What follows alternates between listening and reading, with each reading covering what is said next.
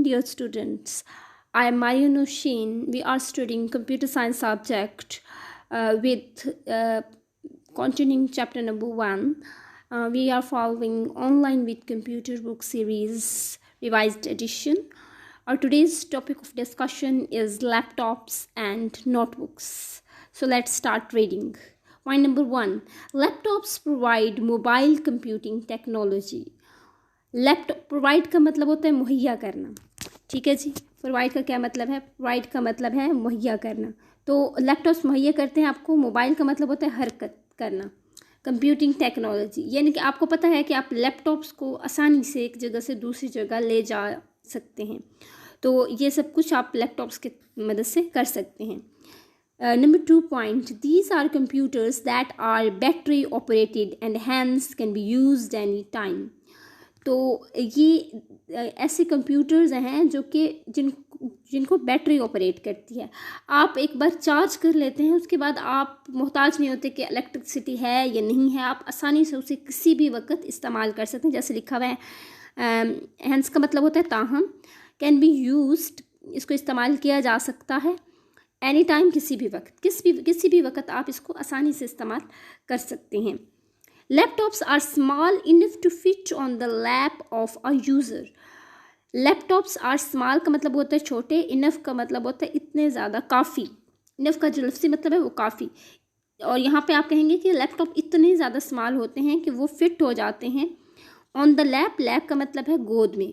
Of the user, user की गोद में आसानी से ये आ जाता है. मतलब इसका साइज़ इतना होता है कि ये यूज़र इसको ख़ुद अपने पास रख के भी इस्तेमाल आसानी से कर सकता है. नेक्स्ट है जी हैंडहेल्ड पॉकेट पीसी. हैंडहेल्ड और pocket PC are even smaller than laptops. तो हैंडहेल्ड या पॉकेट पीसी, हैंडहेल्ड का मतलब है ऐसी डिवाइसेस, ऐसे पीसीस जो कि आपके पास आपके हाथ में आ सकते हैं. ठीक है, जिनको आप इजीली अपने हाथ में ले सकते हो. Are even smaller than laptops. तो ये लैपटॉप से भी ज़्यादा छोटे होते हैं. ठीक है जी, ये लैपटॉप से भी ज़्यादा छोटे होते हैं. तो हमने क्या पढ़ा है? इवन स्मॉलर, इतने छोटे होते हैं देन लैपटॉप्स, लैपटॉप से भी ज़्यादा छोटे होते हैं. They are use an electronic wiring pad. इनके ऊपर इलेक्ट्रॉनिक वायरिंग पैड होता है. ये अब हम बात किसकी कर रहे हैं एक्चुअली में? ये हम बात करें जो आपके हाथ में मोबाइल है आज, जो आपके हाथ में एंड्रॉयड मोबाइल है, आईफोन है, ये उसकी बात हो रही है.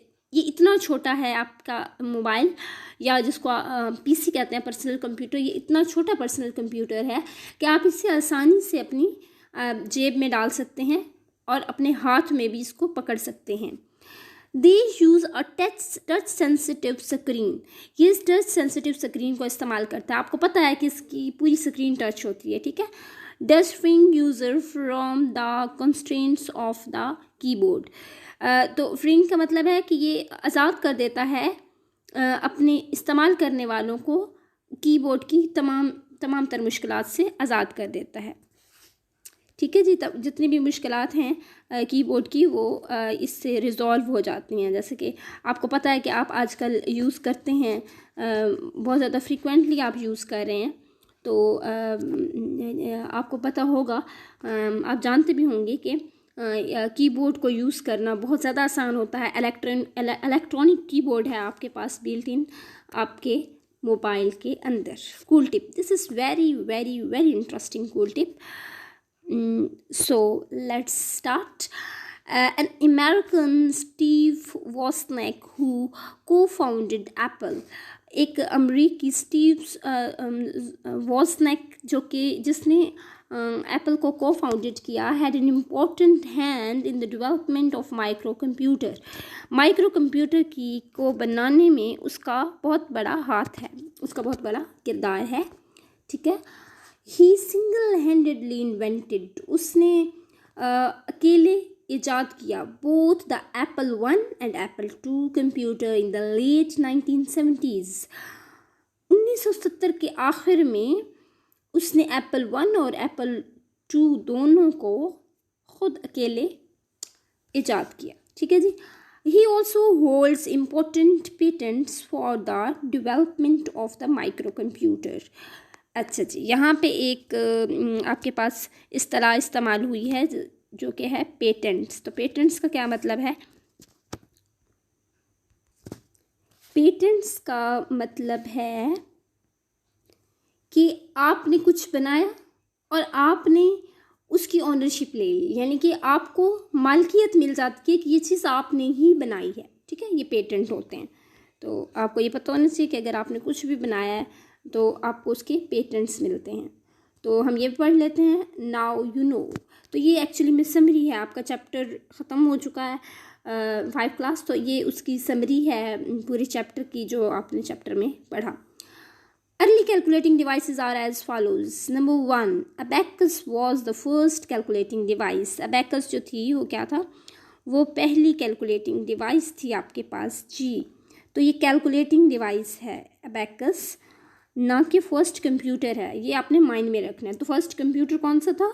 अगर आप रीडिंग में जाएं तो अगर मैं गलत नहीं तो आपकी बुक का दूसरा पेज है जिसमें ये मेंशन है कि दूसरा या तीसरा पेज है कि unique was the first computer developed and first calculating device was abacus। तो ये अपने माइंड में रखना है कि फर्स्ट कैलकुलेटिंग डिवाइस abacus थी, लेकिन फर्स्ट कंप्यूटर यूनिक था। Pascaline was invented by Blaise Pascal in 1642. It could do addition and subtraction but not multiplication and division। ठीक है जी।